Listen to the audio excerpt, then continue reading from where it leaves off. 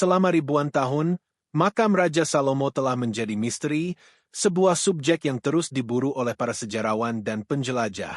Di bawah bukit-bukit kuno Yerusalem, di mana tak terhitung kisah terkubur di antara tanah dan batu, sebuah penemuan baru-baru ini telah menyedihkan semua orang. Bertahun-tahun lamanya, orang hanya bisa berspekulasi. Namun kini, untuk pertama kalinya, penemuan ini seolah membawa kita selangkah lebih dekat pada kebenaran. Pertanyaannya bukan sekarang apakah ini benar-benar situs yang terhubung dengan Raja Salomo. Namun kejutan sesungguhnya terletak pada apa yang ditemukan di sana. Sesuatu yang memaksa sejarah, ilmu pengetahuan, dan agama untuk meninjau ulang segalanya. Dalam Alkitab, Salomo dianggap sebagai simbol kebijaksanaan dan kekayaan yang luar biasa. Dan tabut perjanjian dikatakan pernah disimpan di dalam bait suci yang dibangun sekitar tahun 950 SM dan menjadi pusat iman bagi seluruh Israel pada masa itu. Sekarang bayangkan jika ada sesuatu yang dikubur bersama Salomo yang dianggap perlu untuk disembunyikan dari dunia. Mengapa? Dan bagaimana kebenaran ini bisa tertutupi begitu lama? Sebelum waktu mengaburkan kisah ini sekali lagi, tetaplah bersama kami karena penemuan dari bawah Yerusalem ini bisa mengubah cara pandang kita pada sejarah. Sebelum kita menyelami lebih dalam, mohon subscribe ke channel ini. Channel ini menyajikan video-video seperti ini setiap harinya. Kisah ini terhubung dengan makam Salomo yang selama berabad-abad dianggap tak lebih dari legenda. Kebanyakan sejarawan percaya bahwa tempat seperti itu tidak pernah ada. Namun kemudian muncul kabar tentang sebuah terowongan tua yang nyaris terlupakan di bawah bukit-bukit Yerusalem. Dan di segala kisah, ini berbelok era.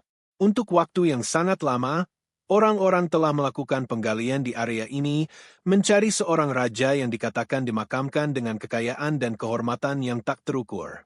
Nama raja itu adalah Salomo, nama yang masih bergema dalam sejarah hingga hari ini. Salomo terkenal tidak hanya karena dianggap sangat bijaksana, tetapi juga karena membangun kerajaan yang menjadi model kekuasaan dan kemakmuran pada masanya. Ia naik tahta di usia yang sangat muda, menggantikan ayahnya, Raja Daud. Namun karyanya tidak terbatas pada sekadar memerintah. Ia mengubah seluruh kerajaan. Perdagangan berkembang pesat. Emas dan barang-barang berharga datang dari negeri-negeri jauh, dan Yerusalem perlahan menjadi pusat yang makmur. Pada masa inilah bait suci pertama dibangun, sebuah proyek yang membutuhkan waktu 7 tahun untuk diselesaikan. Kayu aras didatangkan dari Lebanon, emas menghiasi bagian-bagian tertentu, dan batu-batu yang diukir sangat rapi hingga sambungannya nyaris tak terlihat. Semua ini menunjukkan kecanggihan teknik dan sumber daya yang tersedia pada masa itu. Kisah kebijaksanaannya juga sama terkenalnya, seperti cerita tentang dua wanita yang mengklaim anak yang sama sebagai milik mereka. Salomo mengusulkan untuk membagi anak itu menjadi 2, bukan karena kejam, tetapi untuk mengungkap kebenaran. Wanita yang rela melepaskan anak itu demi menyelamatkan nyawanya terbukti sebagai ibu kandungnya. Kapitosan ini menggunakan reputasi Salomo sebagai simbol keadilan dan kebijaksanaan. Namanya tersebar begitu luas hingga Ratu Sheba datang menemuinya. Ia datang dengan membawa rempah-rempah, emas, dan banyak pertanyaan-pertanyaan yang menantang. Namun setelah pertemuan itu, ia pun mengakui bahwa apa yang didengarnya tentang Salomo jauh terlampaui oleh kenyataan. Inilah mengapa Salomo masih dianggap bukan sekadar raja, tetapi juga salah satu tokoh paling misterius dan berpengaruh dalam sejarah. Pengaruh Salomo tidak terbatas di Yerusalem. Namanya sangat dikenal luas pada masanya sehingga kapal-kapalnya berlayar melintasi lautan menuju negeri-negeri yang tak dikenal. Teks-teks kuno menyebutkan Ofir dan Tarsis, tempat-tempat yang lokasi pastinya hingga kini masih belum jelas. Beberapa orang percaya wilayah ini berada di Afrika, sementara yang lain berpendapat mungkin terhubung dengan India. Pelayaran ini membawa kembali gading, barang-barang berharga, dan benda-benda bernilai lain yang bisa membuat kerajaan manapun menjadi sangat kaya pada masa itu. Tambang tembaga di lembah Timna, Israel Selatan, juga menceritakan kisah dari periode yang sama. Diyakini kekayaan yang dihasilkan dari tambang-tambang ini semakin memperkuat perekonomian kerajaan Salomo, dan para arkeolog terus mencari bukti-bukti kuno di sana hingga hari ini. Namun sebesar namanya, sebuah pertanyaan yang sama mendalamnya tetap ada. Di mana tepatnya Salomo dimakamkan? Yang mengejutkan, hingga kini belum ada makam yang ditemukan maupun petunjuk yang jelas. Tidak ada nama pada batu, tidak ada mausoleum Karajan. Sebagian orang percaya makamnya tersembunyi di suatu tempat di bawah kompleks Bait Suci, sementara yang lain berpikir mungkin berada di dalam gua yang sengaja ditutup rapat. Bertahun-tahun penggalian dilakukan dan teori-teori diajukan, namun setiap kali hasilnya sama. Tidak ada apa-apa. Perlahan, pencarian pun mereda, dan kebanyakan sejarawan menganggapnya sebagai misteri yang tak terpecahkan. Namun kisahnya tidak berakhir di situ. Itu baru awal dari babak baru. Kemudian sesuatu yang tak terduga terjadi yang menarik perhatian semua orang kembali pada misteri lama ini. Sebuah penemuan, baik secara kebetulan atau sudah lama tersembunyi, akan sepenuhnya mengubah teka-teki ini. Apa yang terungkap bukan sekadar makam. Itu adalah petunjuk yang telah terkubur diam-diam selama hampir 3.000 tahun, seolah masa lalu itu sendiri mencoba berbicara lagi. Dan apa yang tersembunyi di dalamnya? Itulah awal dari kisah yang sebenarnya. Pencarian tanpa henti untuk menemukan makam. Selama ratusan tahun, pencarian makam Raja Salomo bagaikan mengejar kebenaran yang tampak namun tak pernah terjangkau. Kadang para ksatria abad pertengahan menggali di bawah kompleks Bait Suci, kadang penjelajah abad ke-19 menjelajahi bukit-bukit Yudea. Setiap kali hasilnya sama. Tak ada yang konkret ditemukan. Perlahan-lahan muncullah dua aliran pemikiran. Sebagian percaya makam seperti itu tidak pernah ada, sementara yang lain berpendapat kegagalan itu disebabkan oleh peta yang salah, informasi yang tidak lengkap, atau sekadar nasib buruk. Memasuki abad ke-21, situasinya telah mencapai titik di mana sebagian besar ahli hampir menyerah pada pencarian. Kemudian tiba-tiba segalanya berubah. Baru-baru ini, seorang arkeolog bernama Dr. Emily Charter, yang lebih dikenal karena ketelitiannya dalam memeriksa dokumen-dokumen kuno daripada penemuan-penemuan besar, sedang meneliti catatan-catatan lama di arsip Yerusalem. Di sana ia menemukan sesuatu yang sebelumnya terlewatkan. Catatan pajak dari zaman Salomo. Tersembunyi di dalam teks-teks Ibrani kuno adalah sebuah petunjuk kecil namun signifikan.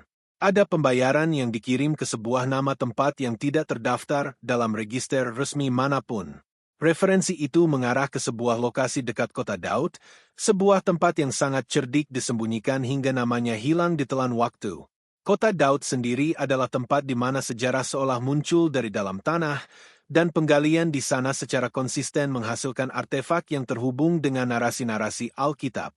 Karena alasan inilah Dr. Charter dan timnya memutuskan untuk memusatkan upaya mereka di sana. Menggunakan teknologi radar penembus tanah, mereka mulai memindai lereng terjal di area Silwan. Pekerjaan itu tidak mudah. Batu gamping yang terjal, tanah yang gembur, dan sifat sensitif dari area sekitarnya berulang kali memaksa mereka menghentikan kemajuan. Tim terus bekerja hari demi hari hingga alam sendiri memberikan petunjuk. Hujan deras yang tiba-tiba melonggarkan tanah di lereng bukit, dan sebuah cekungan kecil muncul di permukaan tanah. Sekilas, jelas bahwa bagian ini tampak berbeda dari bebatuan di sekitarnya. Ketika radar dijalankan lagi di bawah titik itu, sinyal-sinyal mulai berkedip cepat di layar seperti detak jantung. Jaringan terowongan muncul di bawah, bukan formasi alami, tetapi struktur dalam yang diukir oleh tangan manusia. Terowongan-terowongan ini dibangun di dalam batuan padat sekitar 13 meter di bawah permukaan. Dan disinilah menjadi jelas bahwa penemuan ini bukan sekadar hipotesis lain, tetapi sebuah petunjuk yang mengarah pada rahasia yang sangat tua dan sengaja disembunyikan. Perpaduan antara keheningan dan kegembiraan menyelimuti tim. Semua orang memahami bahwa ini bukan lagi penggalian biasa. Pekerjaan segera dilakukan untuk mengamankan situs karena setiap gerakan penuh dengan risiko. Dengan cepat menjadi jelas bahwa sistem terowongan ini dirancang dengan sangat cerdik, memiliki banyak lorong palsu, belokan yang menyesatkan, dan pintu masuk yang sengaja mengarah ke arah yang salah. Satu keputusan yang salah dapat menyebabkan seluruh struktur yang tersembunyi selama berabad-abad runtuh bersama dengan bebatuan di sekitarnya. Dr. Charter menghabiskan banyak malam untuk menguraikan fragmen-fragmen teks kuno. Tanda-tanda ini tidak menyatakan apapun secara eksplisit, tetapi ditinggalkan untuk membingungkan para penjuri dan perampok makam.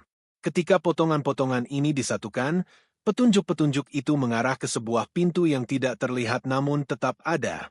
Ini bukanlah jebakan mencolok, tetapi sistem keamanan yang sunyi, cerdas, dan dirancang dengan sangat teliti, tersembunyi di tempat yang terlihat. Bagian yang telah terungkap sejauh ini hanyalah sebagian kecil dari keseluruhan struktur. Bahkan, kurang dari seperempatnya. Sebagian besar struktur masih terkubur di bawah tanah, dan penggalian lebih lanjut diperlukan untuk memahaminya. Apa yang bisa kita lihat hanyalah sejuil kisah. Namun titik balik yang sesungguhnya tidak terjadi di sini. Perubahan nyata terjadi ketika tim menemukan sebuah cerita rakyat lama. Di sini, sebuah kisah tidak lengkap yang diwariskan turun-temurun oleh para penggembala. Sebuah kisah tentang gunung yang bercahaya di bawah sinar bulan, tentang dinding yang tampak seperti bintang-bintang dari kejauhan. Dr. Charter berdiri di tepi gunung itu. Tanah basah karena hujan, kakinya tenggelam setiap melangkah. Namun ada sesuatu yang berbeda dari kesunyian di sana, ketenangan bebatuan, kekokohannya, seolah mereka sengaja menjaga sebuah rahasia. Pada saat itu, ia yakin mereka berada di tempat yang tepat. Tujuan itu sudah dekat, dan perasaan itu terasa nyata. Dan di balik terowongan yang tersegel itu, di balik pintu yang tak tersentuh ribuan tahun, sesuatu menanti untuk ditemukan. Apa yang terungkap selanjutnya tidak hanya menantang persepsi sejarah, tetapi juga menghentikan tim mereka. Karena ketika segel kuno itu pecah, kisah ini akan berubah selamanya. Minggu ini, para arkeolog telah sedemikian dekatnya dengan makam seorang raja yang telah lama dianggap hilang dari sejarah. Bayangkan sebuah lempengan batu berdiri di antara dunia modern dan rahasia berusia 3.000 tahun. Sebuah lempengan yang mungkin tidak pernah dimaksudkan untuk dipindahkan. Ketika segel itu bergeser, ia tidak terbuka dalam keheningan. Seolah sesuatu yang kuno telah menarik napas pertamanya setelah berabad-abad. Setelah berminggu-minggu bekerja di tengah batu gamping yang terjal, debu yang berputar-putar, dan arus keraguan yang terus-menerus, Dr. Emily Charter dan timnya telah mengikuti setiap petunjuk dari catatan pajak kuno hingga lereng bukit yang terlupakan di Silwan. Dan kini mereka berdiri di hadapan lempengan batu yang terkubur di dalam hingga sila bumi sendiri bersekongkol untuk menyembunyikannya. Namun ini bukanlah batu biasa. Ia sekaligus adalah penghalang, peringatan, dan sebuah teka-teki. Mengeluarkannya bukan sekadar masalah kekuatan fisik. Itu adalah bagian dari desain yang lebih besar, dirancang dengan cermat untuk melindungi apapun yang ada di baliknya. Lorong-lorong palsadan, jalan buntu tersembunyi di dalam dinding-dinding terowongan yang sempit. Beberapa bagian dirancang untuk runtuh jika dimanipulasi dengan cara yang salah. Teknologinya primitif, tetapi pemikirannya adalah milik seorang jenius. Jelas bahwa sistem rumit ini dirancang oleh mereka yang mengantisipasi perampok makam dan berusaha untuk selalu selangkah lebih maju. Saat tanah bergetar pelan di bawah kaki mereka, Dr. Charter dengan cermat memeriksa tanda-tanda Ibrani kuno di dekat pintu masuk. Ada urutan tertentu, 7 baris, 7 simbol, dan pola terukir yang berkorelasi dengan 7 tahun pembangunan Bait Suci pertama. Bait Suci, pembangunan kembali Yerusalem, dan firasat tentang masa depan. Ini bukan sekadar hiasan. Itu jelas adalah petunjuk. Tim mengeluarkan alat-alat laser dan pemindai 3D mereka dan mulai memetakan setiap detail, besar dan kecil, seolah itu adalah operasi yang sangat rumit. Ketegangan di udara begitu kental hingga terasa berat. Satu kesalahan kecil bisa membahayakan seluruh tim. Selama 3 hari penuh mereka menyesuaikan tuas, menyelaraskan roda gigi, dan menahan napas setiap kali lempengan batu itu bergeser. Semakin dalam mereka masuk, terowongan itu semakin sunyi, seolah gunung itu sendiri sedang mendengarkan. Kemudian saatnya tiba. Suara berat, gemuruh rendah, dan debu mulai berjatuhan dari langit-langit. Lempengan batu itu mulai bergerak, tidak cepat, tidak mudah, tetapi cukup untuk memperlihatkan celah tipis dalam kegelapan. Tim mundur dan menatap kekosongan hitam itu. Tak ada suara, tak ada hembusan angin, hanya udara sejuk dan keheningan yang mendalam. Mengikuti protokol perlindungan situs arkeologi, Mereka mendokumentasikan momen bersejarah itu dengan kamera, karena mereka semua tahu bahwa apa yang akan terungkap bukan sekadar tempat, tetapi sebuah babak baru dalam sejarah. Dr. Carter perlahan mengangkat tangannya, memberi isyarat agar semua orang diam. Pada saat itu, seluruh kelompok membeku. Tak ada suara, tak ada gerakan. Semua orang memahami bahwa mereka berdiri di awal dari sebuah penemuan besar. Ini bukanlah baris terakhir dari sebuah kisah, tetapi detak jantung pertama dari sebuah kisah yang tak terdengar selama ribuan tahun. Apa yang tersembunyi di balik kegelapan itu belum jelas. Namun satu hal yang pasti, makam ini tidak akan mengungkapkan semua rahasianya sekaligus. Dan langkah berikutnya kemungkinan akan mengejutkan bahkan mereka yang selama ini skeptis. Jika Anda merasa ini semua menarik seperti yang kami rasakan, tetaplah di sini karena kisah ini akan semakin dalam. Kemudian tiba-tiba sorot lampu senter jatuh pada permukaan yang berkilauan dan semuanya seolah berhenti. Tak seorang pun berbicara. Tak seorang pun bahkan bernapas dengan lega. Pada saat itu, semua orang menyadari bahwa mereka tidak lagi mengejar desas-desus atau legenda. Mereka berdiri tepat di sana, di bawah kota Daud, jauh di dalam ruang bawah tanah yang tersegel, yang tak tersentuh selama ribuan tahun. Tim Dr. Carter berdiri berdekatan, senter-senter mereka sedikit bergetar di tangan. Apa yang mereka lihat di depan bukanlah bagian dari cerita. Itu nyata. Di hadapan mereka terbentang harta karun, tersusun rapi, terawat dengan cermat di sudut-sudut ruangan seolah menunggu seseorang datang. Di dekat dinding ruangan terdapat bejana-bejana emas yang diukir dengan huruf-huruf Ibrani kuno. Kilauannya membuatnya tampak baru saja dipoles. Udara di dalam ruangan membawa aroma yang aneh. Camphor rempah-rempah, resin, dan tanah, sedikit manis, sedikit berat. Di salah satu sudut, sebuah menara bercabang 7 menjulang dari lantai. Itu berat, kokoh, dan desainnya sangat cocok dengan deskripsi menara dari bait suci pertama. Ini bukan replika museum.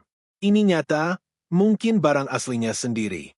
Dan jelas dari semua yang mereka lihat bahwa ini baru permulaan. Dimanapun mereka melihat, sebuah kisah terungkap. Di beberapa tempat, ada fragmen sutra, tentu saja pudar, tetapi masih dapat dikenali dengan jelas, seolah menjadi saksi jalur perdagangan kuno yang membentang hingga India. Ukraine gating yang rumit menjazirakan pertukaran dengan wilayah-wilayah di Afrika. Ada juga kotak-kotak perhiasan kecil, beberapa masih tertutup. Di dalamnya ada indikasi anting-anting dan kalung yang bertatahkan zamrud, rubi, dan batu lazuli. Ruangan ini tidak hanya dipenuhi harta karun. Ia secara diam-diam menceritakan kisah tentang seluruh dunia. Seorang arkeolog mencondongkan tubuh ke depan, hanya mampu berkomentar dengan takjub bahwa bahkan museum-museum terbesar pun tidak sebanding. Namun kejutan sesungguhnya datang ketika sebuah kendi tanah liat yang tersegel retak sedikit. Pada saat itu, aroma aneh memenuhi ruangan. Saffron, kemenyan, dan sedikit aroma jeruk. Namun aroma rempah-rempah itu begitu segar hingga terasa seolah waktu telah berhenti. Semua orang diliputi keanehan bagaimana segala sesuatu bisa bertahan dalam kondisi sempurna setelah ribuan tahun, seolah seseorang dengan sengaja menyimpannya untuk generasi mendatang. Meski begitu, tidak semuanya sepenuhnya dipahami. Beberapa artefak memiliki tanda yang tidak dapat diidentifikasi oleh tim. Desain beberapa artefak tampak asing, tidak sepenuhnya kuno, juga bukan milik gaya tertentu.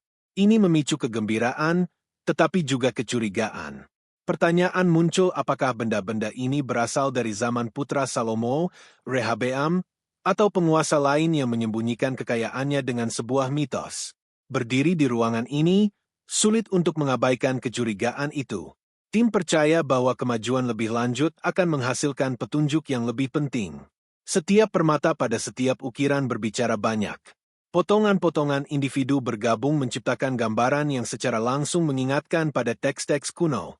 Namun situs ini tidak terasa seperti penemuan terakhir. Rasanya lebih seperti sekilas pertama dari kisah yang jauh lebih besar.